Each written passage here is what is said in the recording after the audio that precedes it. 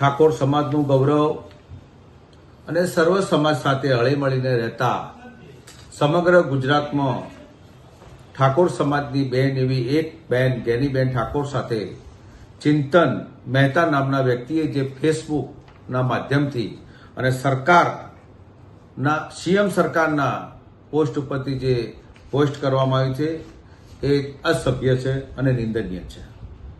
જે પ્રકારે ગેનીબેનનું સાર્વજનિક જીવન, ગેનીબેને અનેક કાર્યો કર્યા.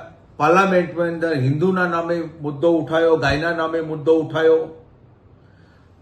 દેશના શંકરાચાર્યએ પણ એવું કહ્યું કે આ ગાયની બેન તો ગેનીબેન, અને સમગ્ર ગુજરાતમાં ક્યાંય એવું એની છબી ખરડાયેલની એવી શુદ્ધતાવાળી બેન ઉપર જે ચિંતન મહેતાએ જે આરોપ કર્યો છે એ આરોપ તદ્દન ખોટો આરોપ છે. એને બદનામ કરવાનો આરોપ છે, એને હેરાન પરેશાન કરવાનો આરોપ છે, અને એની રાજકીય કારકિર્દી ક્યાંક ને ક્યાંક સમાપ્ત કરવા માટે ભારતીય જનતા પાર્ટીની રણનીતિ હોય એવું મને ક્યાંક ને ક્યાંક સ્પષ્ટપણે દેખાય છે.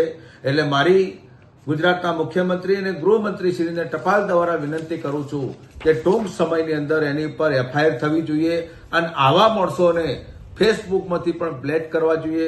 સમાજમાં અને અસામાજિક તત્વો જે ઊભા કરી અને જે સમાજને બદનામ જે કરવાનું જે કામ કરી રહ્યા છે એવા લોકો ઉપર કાયદેસરની એફઆઈઆર થવી જોઈએ.